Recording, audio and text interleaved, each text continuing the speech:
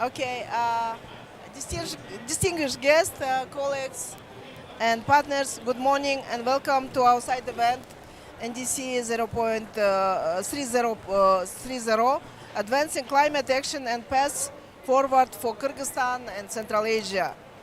It is a great honor to see all of you here today in Belém as we continue our collective efforts to accelerate ambitions and coordinated climate action. The Kyrgyz Republic remains strongly committed to the goals of the Paris Agreement. Guided by our national priorities, we have finalized the NDC 3, which integrates both mitigation and adaptation measures across key sectors in energy, water, agriculture, forest, health, and urban development. This document reflects our national vision for a low-emission, climate-resilient future. For a mountainous developing nation, these are not declarations of intent. They are concrete actions taken under real constraints and driven by a profound sense of responsibility to our people and our planet. In this regard, achieving these goals requires not only national commitment, but also strong regional cooperation and broad global support. Central Asia shares similar vulnerabilities like droughts, melting glaciers, and changing precipitation patterns, all of which transcend borders. That is why today discussion is so important. Together we can identify joint pathways for resilient innovation and sustainable growth across our region.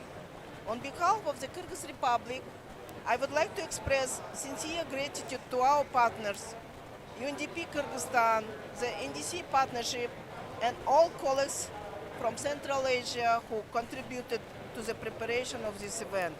Let this session serve a platform to share insight, inspire new partnership. Thank you very much for your attention. You could continue, right?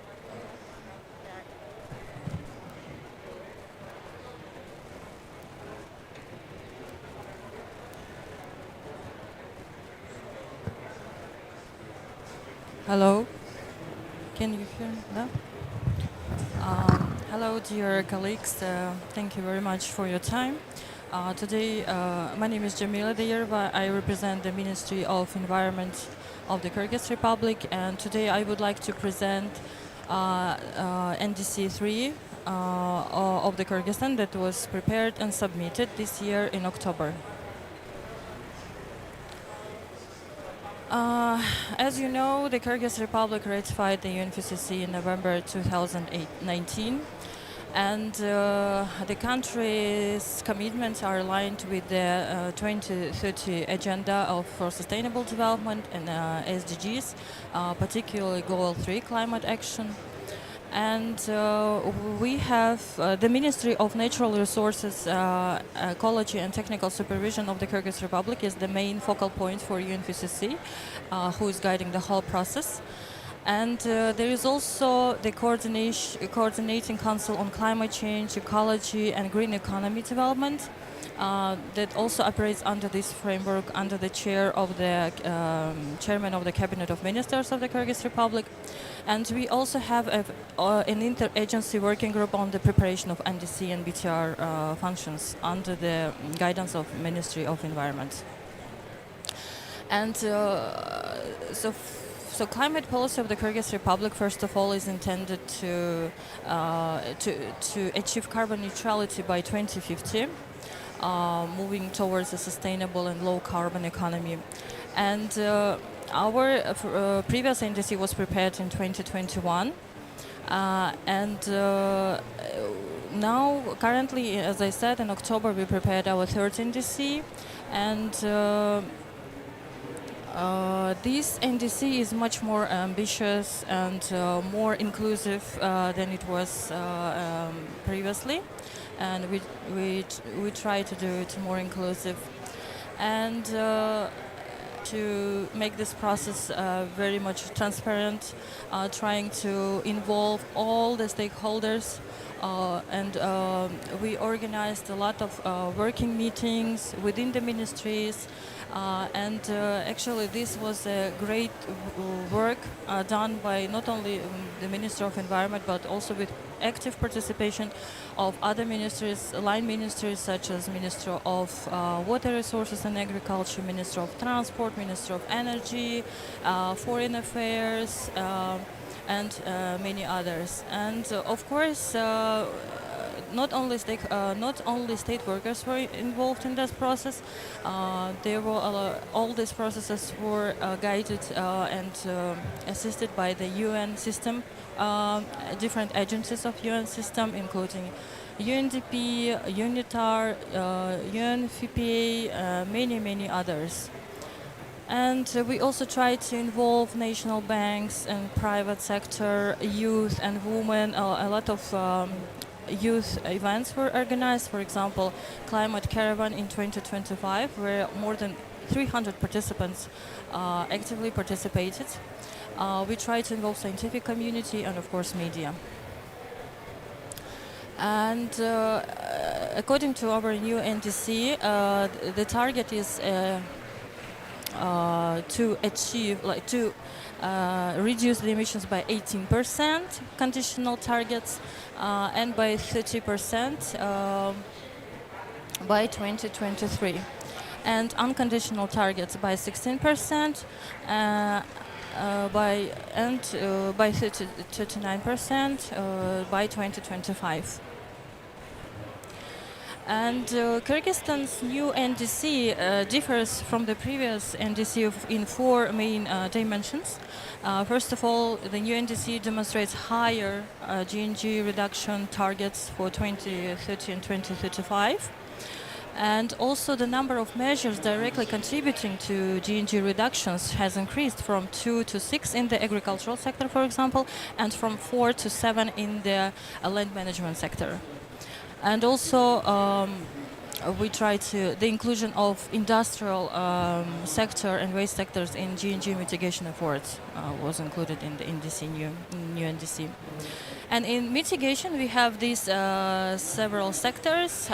First of all, it's energy, transport, industry, agriculture, land management and waste management. And in each sector, we prioritize different measures. For example, in energy, it's focus more on development of renewable energy, gasification, provide energy efficiency in homes and buildings. There are different projects related to this issue. In transport, we try to develop the electrification of transport and development of public and alternative transportation and traffic management systems. In agriculture, it's a reduction of iron nitrogen fertilizers and promotion of organic products. And in waste management is processing of organic waste and sludge. We also have adaptation sectors, and there are it includes water resources, energy, agriculture, forestry and biodiversity, disaster risk reduction, cities and settlements, healthcare and climate education.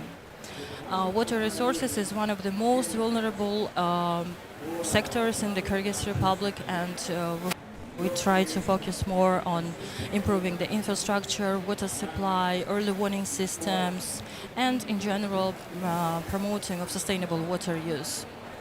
Energy sector is also one of the key sectors because it's a huge emitter, and in this sector we try to build resilience, to achieve energy efficiency, and to develop all these human resources and institutions in this sector. And agriculture is crucial to develop the climate resilient crops, irrigation systems, soils, and in forestry it's ecosystems and biodiversity. And also climate education was in just transition. It was a very huge part of our NDC. We organized a lot of discussions and meetings with participation of different stakeholders, trying to strengthen the institutional and legal foundation of an inclusive climate agenda and social protection policies. we try to enhance the institutional capacity to integrate gender aspects in all climate policy and increasing women's participation in planning, monitoring, evaluation, and decision-making processes. And we also try to expand opportunities for women entrepreneurs to be able to attract more financial resources and to strengthen the support of their climate-related initiatives.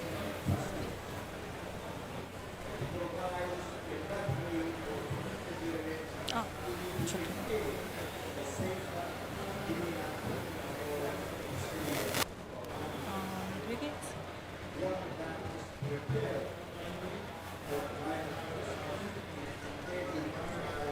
Can you please next slide, please?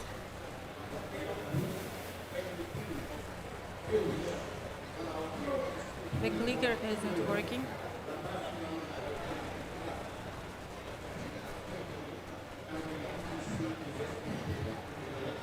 Thank you.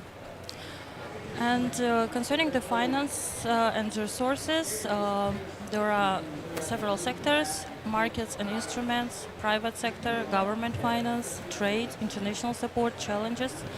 So we try to develop the social assessment and worker protections and participation of vulnerable groups, involve private sector in developing renewable energy and energy efficiency. From the government side, there are some projects related to co-financing, guarantees, tax incentives, and the creation of green corridors and low carbon exports. And of course, there are some challenges related to limited resources and fragmented data. But now we are working on developing the law and integration into the national legislation, MRV system, because currently there are a lot of discussions over the development of the different activities related to Article 6. So all of these are happening at the moment at the same time, and we're trying to develop the law together with all of these different regulations to synchronize. And in conclusion, we would like to say that NDC 3 plays a key role in advancing the country towards sustainable development. Its implementation ensures the introduction of green technologies, first of all, in key economic sectors, and also attraction of international climate finance is crucial. Creation of new jobs and development of green economy, strengthening partnership, of course, with public, private, and international stakeholders, and enhancement of climate resilience and improvement of citizens' quality of life. And it's very important to say that NDC 3 is fully aligned with the national development strategies and serves as a foundation for the investments. And it's important now to strengthen our monitoring system in Kyrgyzstan and integrate all these NDC goals and measures into sectoral and specialized programs, and maintain NDC as an inclusive tool for preparing strategic climate documents. Thank you very much for your attention.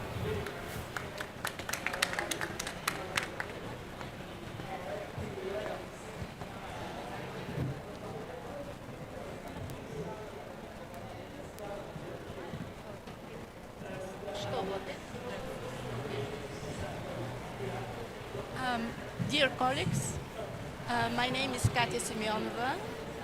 I used to work with the Climate Change Secretariat, and then for a couple of years I'm UNDP advisor for Kazakhstan and Kyrgyzstan, helping in the preparation of BTRs and NDCs. For this particular event I have two roles.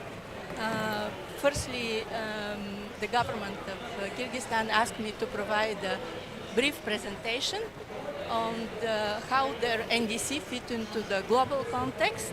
And secondly, I'll have a pleasure to moderate the panel session. So let me start with my first role, with my presentation. I'll sit down because it's easier to follow the presentation. As you can see, the presentation will, in the presentation, I'll speak very briefly on the recent climate.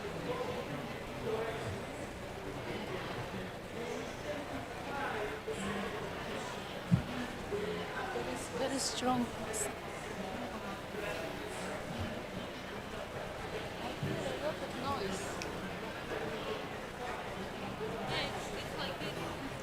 Okay.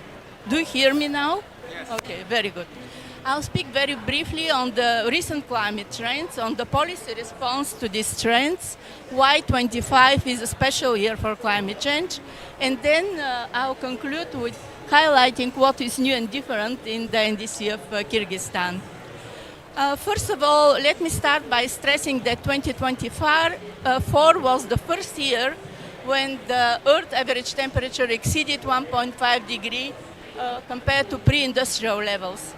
While such exceedance of temperature in a single year does not mean that the world has crossed the 1.5 degree goal, this is still a very important alarming signal that the world is entering uncharted and increasingly dangerous territory.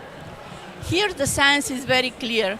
Climate action is no longer optional. It is urgent because climate is here and now.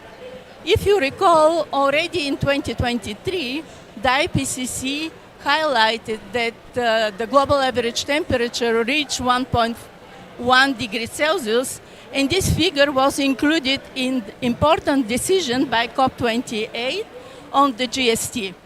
And only 2 years later, in 2025, a fraction of degree matters and offers a hope that the world still has solutions to avoid catastrophic impacts. But this decade is very critical for climate action, and time is running out. Then it's important to remind you one of the highlights for this COP, which was the finding of the 2025 UNEP GAP report. For the first time, the report concluded that overshoot of 1.5 degrees Celsius is very likely.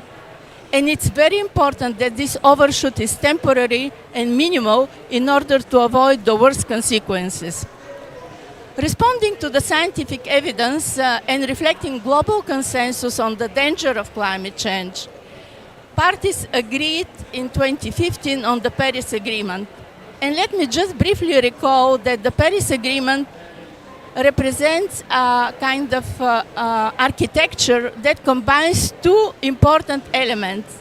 The top-down element, which is the global goal, global temperature goals, and the global stocktake that allows to assess the collective progress, and the bottom-up approach, which is manifested through the NDCs, which represent a platform and mechanism for countries to formulate by themselves their national climate plans. And of course, important is the Enhanced Transparency Network framework, which is kind of glue that brings the top-down and bottom-up elements together. And of course, the Paris Agreement also has other important components: adaptation, loss and damage, and support. This year we are celebrating anniversary of the Paris Agreement, which provides many opportunities to reflect on what was achieved and to charter the way forward. But I wanted to remind you that already in 23, parties engaged in a collective assessment of progress under the Paris Agreement, under the so-called global stocktake. And then they highlighted the number of action and transformational activities that the Paris Agreement has inspired. And one of the major milestones that was passed this year is that for the first time in the first half of this year, we have seen greater power generation from renewable energy compared to the coal-fired power plants. Now, why 25 is so important for climate change, in addition to celebrating the 10th anniversary? This is because this is the year where countries are expected to submit their new NDC, which are very often referred to NDC 3.0, and the outstanding biennial transparency reports, or BTRs. As of November 11th, we have already 110 countries which submitted new or updated NDCs. They bring additional 3.1 gigaton emission reduction in 2035 compared to the existing policies, compared to what existing policies deliver. These new NDCs, which span by 2035, are widely considered to be a turning point in the global effort to address climate change. Why? Because instead of all these efforts, we have seen a continuous increase of the global emissions, instead of peaking and then rapidly reducing in order to keep the fair chances to reach the goals of the Paris Agreement. And this is why these are exactly NDC 3.0 that are considered as a powerful mechanism to deliver the peaking of emissions that we are all expecting. However, so far, as I have mentioned in the previous slide, we have only 110 countries submitting new NDCs, accounting for around 75% of the global emissions. Then, in addition to NDCs, we have submission of BTR1. This is the first major step in the implementation of the Enhanced Transparency Framework, or ETF, under the Paris Agreement. This submission means moving towards harmonized, transparent, and scientifically sound approach for reporting of climate action and how this climate action influences emission trends. BTRs is also important because they highlight the role of the ETF in tracking the progress in the implementation of NDCs and also informing the next generation of NDCs. Now let me move to the last part of my presentation, highlighting what is new and different in the NDC 3.0 of Kyrgyzstan. Important is to stress that Kyrgyzstan was the first among the Central Asian countries to submit its new NDCs. If there are two words that could characterize this submission, this is perhaps vision and ambition. Vision is all about how the country can accelerate its transition to low carbon and climate resilient future. And ambition is about making the best effort which is possible in order to contribute to the goals of the Paris Agreement, given the national context. And my colleagues just highlighted a few minutes ago the key parameters of the NDC 3.0 targets, which are also illustrated in my next slide. I wish to emphasize that in the case of Kyrgyzstan, NDC 3.0 is not just about setting targets, but it's also about strengthening country capacity for adaptation in all sectors of economy, society, and nature. And it's also about means and tools to achieve the ambition of both mitigation and adaptation. This is because the NDC represents a comprehensive plan for climate action and a foundation for an investment roadmap, which is a key criteria in order to have the NDC characterized as implementable NDCs. The submission also shows the gaps that exist and which are capacity and skills that need to be built in order to advance the NDC 3.0 implementation, ensuring that it does not remain just another document or pledge to the international community. The submission also provides very robust estimates of the finance which is needed for the full implementation of the NDCs. On my view, this is NDC 3.0 stands out as a best practice example of policy making that was driven by science, because this was kind of one of the important points during the preparation of NDC, driven by science and informed by data and analysis. And here the role of BTR1 was very important, because the analysis that underpinned the preparation of BTR1 was quite important in order to show the way forward in the formulation of the new NDCs. Then another key feature of the NDC preparation was engagement of all stakeholders, and my colleague highlighted the number of meetings and participation, maybe for more than 100 participants, experts, policymakers, representatives of civil society, women, youth, and so on. And this was a big endeavor in order to ensure inclusiveness and to ensure that no one is left behind. And finally, NDC is not just about fulfilling international obligation, but a foundation and strategic plan for investment in low carbon and resilient future that can bring benefits for Kyrgyzstan as a country and also to its people. And I wish to conclude with words by Antonio Guterres, the UNSG, who recently emphasized, based on the findings from the UNEP GAP report, that unfortunately overshooting of 1.5 degree of global warming is now inevitable, and it will have devastating consequences.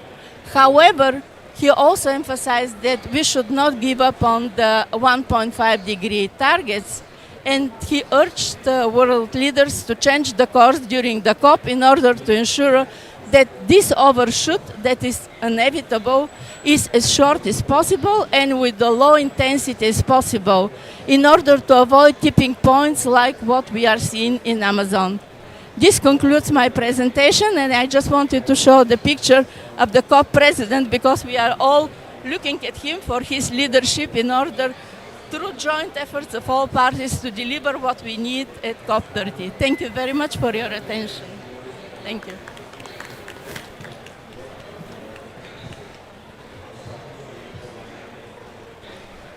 Let me now, this was the first part of our event today, and let me now invite the panelists to join us on the podium in order to have the panel discussion. Please.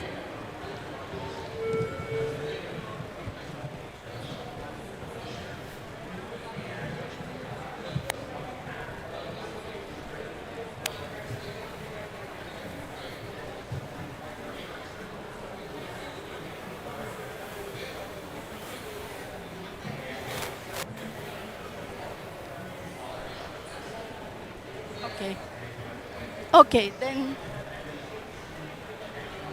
I apologize. I don't know everybody on the panel, but I'll introduce you one by one.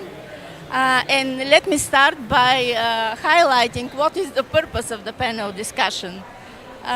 What the intention was to achieve during this panel discussion is to foster the dialogue and exchange of knowledge and information among the countries from Central Asia with regard to any options and possibilities for joint regional efforts in order to advance what we all want, which is transition to low emission and climate resilient development.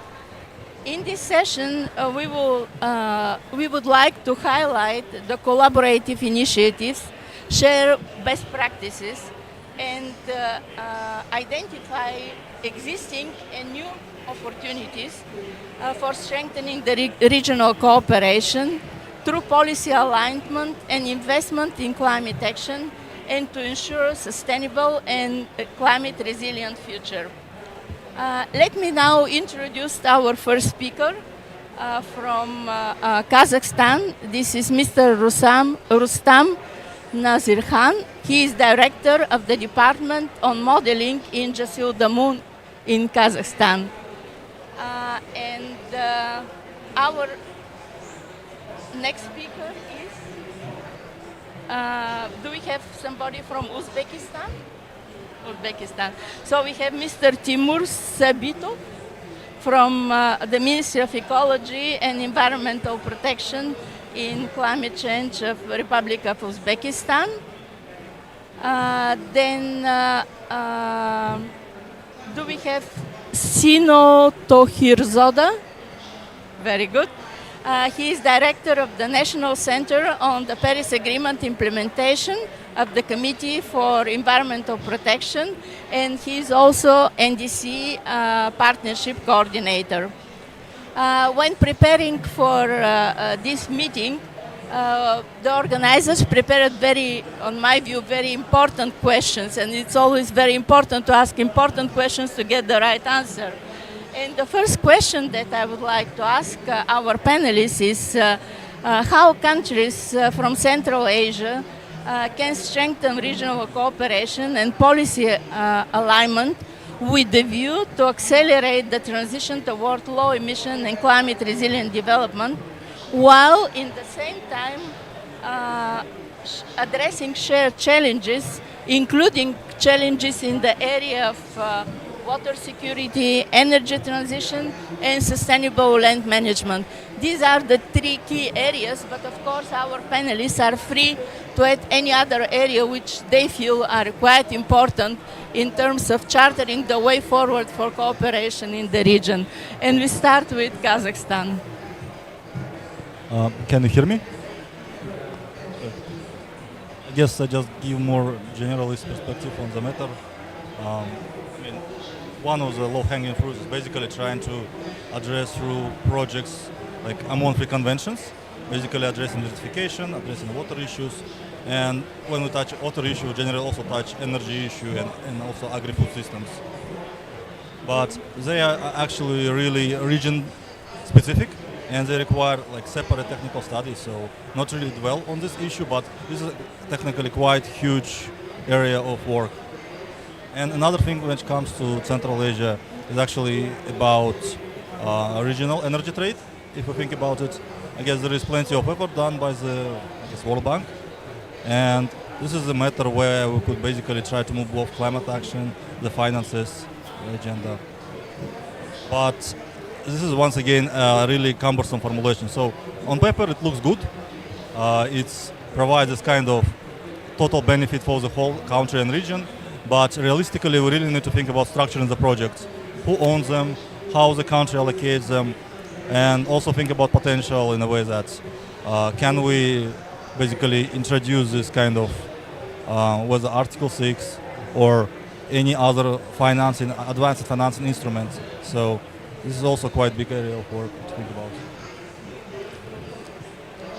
Thank you very much for highlighting the role of the World Bank in facilitating this kind of regional cooperation, but also the problems and challenges that we face in this regard.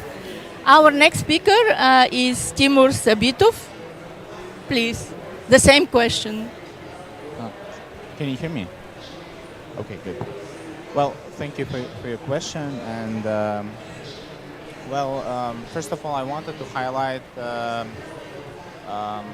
position of Uzbekistan right now. Since this session was dedicated to NDCs, I would like to mention that Uzbekistan have submitted NDC as well, which now we have a target of reducing greenhouse gas emissions by 50% related to GDP by 2035, versus 35% that we had until 2030. So I think this is a good target, and it kind of defines the work that we need to do to achieve our commitments, to achieve our sustainable future. As regards of the regional collaboration, the policy alignment, of course, the harmonizing the policies, and especially within the NDCs is like a key tool to navigate strategies and policy alignments within the countries. And each country has their own, of course, priorities as well, but I'd like to focus on, emphasize that, for example, water resources, glaciers, desertification, energy, those are like such a big, wide areas of the fields where the countries could collaborate. And this is what we see right now. We have these huge projects, huge programs led by, for example, ADB, Glaciers to Farms, Ecology sector, that's the GIS, work ongoing. There's also regional projects focusing on the adaptation, right? We have this Green Central Asia initiatives. So all these projects are kind of laying laying the foundation that we as countries can step on and have a joint collaborative work and engage with each other. And of course, we shouldn't forget about ongoing challenges related, for example, to glaciers retreats in the mountains, right? And how they would affect in the future regions, not only upstream regions, but the regions downstream where we rely a lot on the water resources.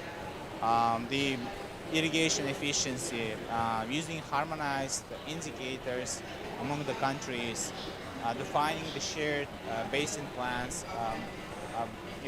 I'd like to emphasize that we already have some kind of mechanism that support this ongoing work, but actually advancing this or introducing new innovative solutions to that work would be something new, something to work on, and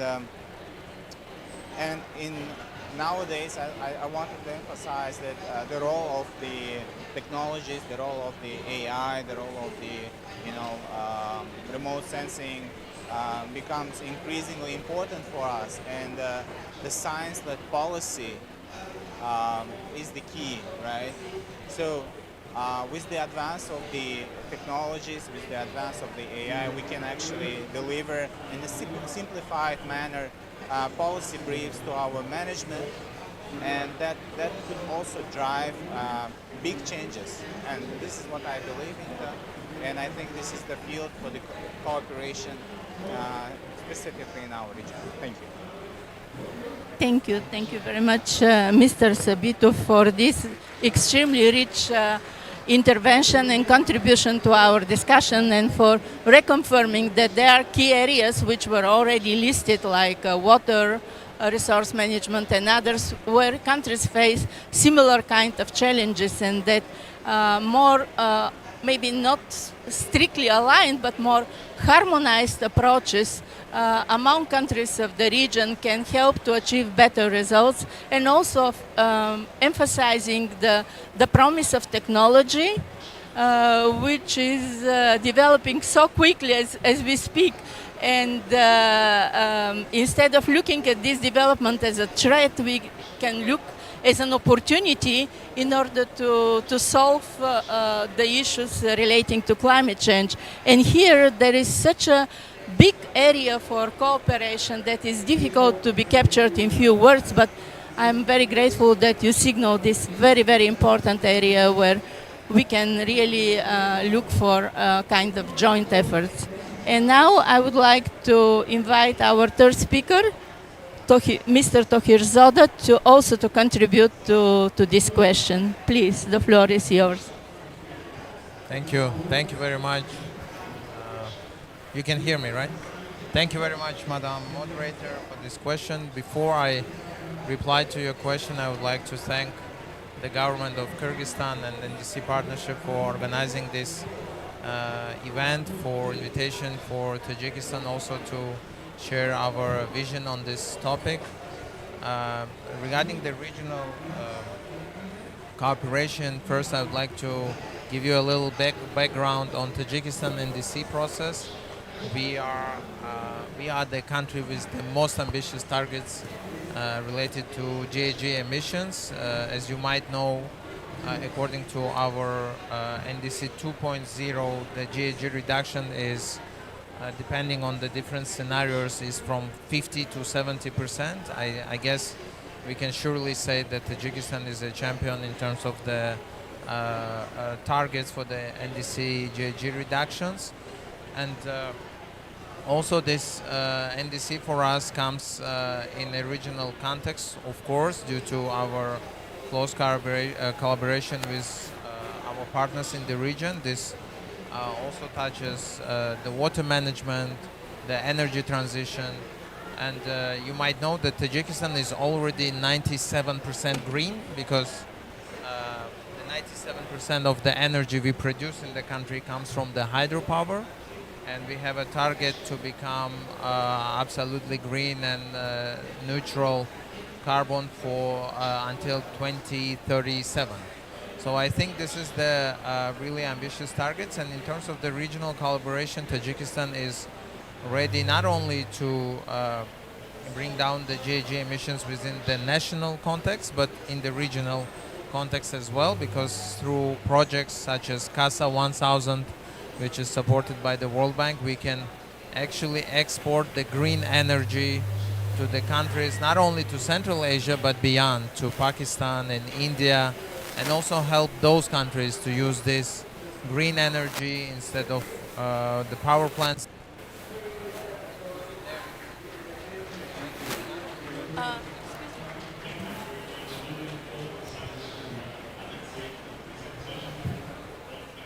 We don't hear.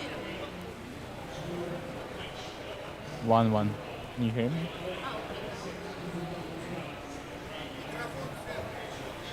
Kyrgyzstan is not only reducing the GHG emissions on the national level, but also helping other countries in the region and beyond Central Asia, including Pakistan and India, to reduce their GHG emissions through the green energy produced from hydropower that we provide in the regional context. So for these reasons, I think also bringing the topic of the glaciers preservation on international agenda is also very important, because the future of our region and the future of the whole world is also really dependent on these freshwater resources. And this is only in Asia the issue of the glacier smelt touches more than 1.5 billion people. So I think within the national, regional, and beyond, even the global context, I think it's very important that we address the issue of the GHG emissions, the issue of the glaciers conservation, the issue of the shared water management, and other projects. So I think we are doing good, but not enough, and we should really strengthen the regional cooperation in order to achieve these super ambitious goals that we have. Thank you. Thank you very much, Mr. Tohirzada, for this extremely valuable contribution, highlighting all three dimensions: the national, regional, and global dimension, and how even not that big countries with not that big economies can contribute to strengthening the adaptation effort in mitigation effort in the region. And thank you also for confirming the importance of number of issues in the context of regional cooperation, like water management, the role of glaciers, very, very important issue linked to water management, also linked to agriculture, people well-being, and so on and so on. We have very few minutes left, but I'm really hopeful that we will be able to address briefly the second question, which is very important as well. And it relates to financing and implementation of climate action. And it's a question about what kind of joint mechanisms or innovative financing approaches can be developed at the regional level in order to mobilize resources and ensure effective implementation of NDCs, and related to NDCs, the long-term strategies. So, Rustam, the floor is yours. So, can you hear me? Can you hear me? Well, in general, it's always quite a cumbersome issue when it comes to the discussion about joint regional mechanisms. I think it's like reason each 5 years, whether by European Union or by United States, and then it's difficult to know. Now there is, I guess, some opportunity within Article 6 potentially, if you can think about it. I mean, not really, but that just provides additional leverage, because there is a trend to use it as a collateral, to use carbon credit as a collateral, and the question will be about how to basically make allocation between countries. How much credit is contributed by each country, what country provided, and basically the allocation of the benefits once again. And the question, I mean, there are a lot of questions about methodologies, but I mean, we are really just going back and forth with the same circles of the joint facility. But I guess the only thing which works right now is about renewable energy, about grids, and basically like regional, interregional electricity market. So the question is like whether we would like to try something innovative, I mean risk it somehow, or basically stay what we have. Thank you very much, Rustam, for highlighting the role of carbon pricing, which is definitely one of the key instruments for emission reduction and possibility to cooperate at the regional level on carbon pricing. While it might be premature to jump in the issue just now, but definitely exchanging information and working together in terms of methodologies, consistency, and data availability. These are all important ingredients for any kind of success in the future of any kind of regional initiative if this is undertaken. So now let me turn to Mr. Sabitov for his ideas and suggestions.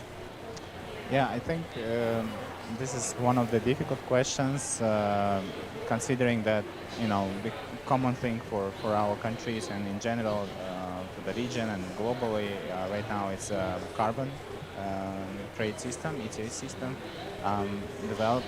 developing one in Central Asia, integrating local ones to one bigger market is something that's challenging and rewarding possibly.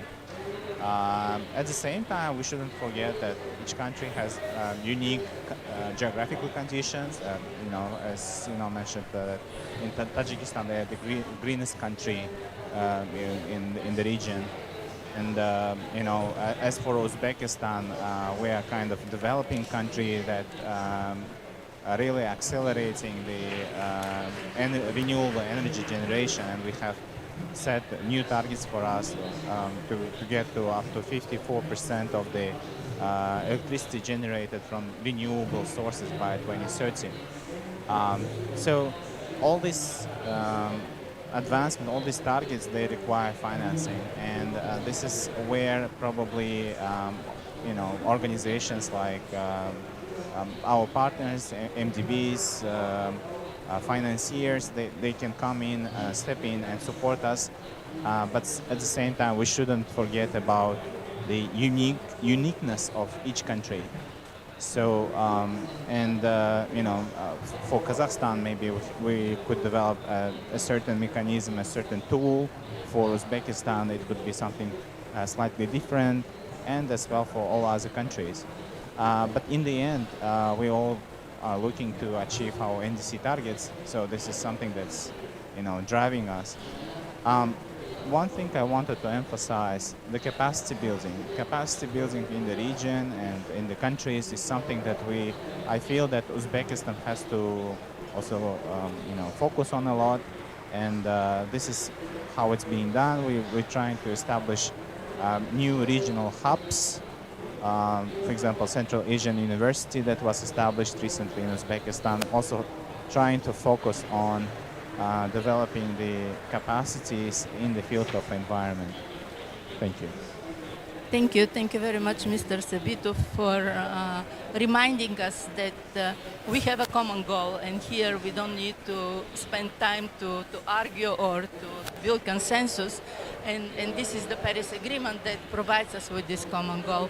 But in the same time, we should be mindful, and this is critically important, of the concrete national circumstances and different economic and energy profile of each country. So these are the issues that to a large extent define the approach to mitigation and to adaptation action. So while there is a huge space and opportunity for cooperation, including, as you mentioned, and I think this is very important, for kind of regional projects that could be financed from the development banks, World Bank and so on, then still the national approaches could be critical in finding the most effective approaches, because this is what we are aiming at. Get the best for the resources that we have. And also the point on capacity building is also important. Let me now move to our third and last speaker from Tajikistan, Mr. Tohirzoda. By the end, I will be pronouncing your family correctly. Please. Yes, absolutely. Thank you. Thank you very much, Madam Moderator. I was going to say that it's always hard to be the last speaker, because usually as per common rules, the previous speakers really cover all the key elements and key aspects regarding to the given question. I think it's we have to agree to distinguish colleagues that really the national circumstances are different, and it is the matter of the fact that in terms of the geographics, economics, social and cultural and many different aspects, we have different circumstances that we have to keep in mind. But on the other hand, I don't want to sound pessimistic, we have a lot of in common, shared. So I think if we can stress on these shared same aspects, issues that we have, I think we'll be successful for bringing these regional projects. I think as of today we are not very successful on that because we still have some gaps, some windows that we have never used in terms of the regional cooperation. For example, in terms of the JEF, we always use our national portfolios, but there were no really big regional JEF project, for example.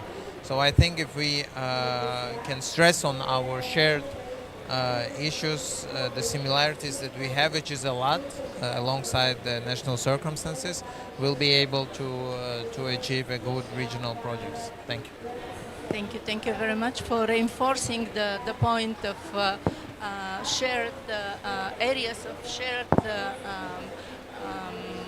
issues, shared concerns, but also shared opportunities in terms of cooperation using the existing mechanisms. I think despite the hardship of the physical circumstances, we had fantastic discussion with extremely valuable and rich contributions to the two questions. And I would like to ask to give a round of applause to our speakers. And then finally, in concluding this event, I would like to invite our hosts to provide a few comments as a concluding remarks. Yeah, thank you very much, dear panelists. Thank you very much, Katya, for moderating this wonderful session. On behalf of the Ministry of Environment of the Kyrgyz Republic, I would like to wish you very fruitful work within this scope, within these 2 weeks. And I also would like to express a deep gratitude for our partners, UNDP office in the Kyrgyz Republic, who helped us a lot, not only in the preparation of the NDC process, but also in the organizing this side event. Even though they are not physically with us, they are joining through online. Thank you very much. And thank you very much for your time and attention. I think we will meet soon. Thank you.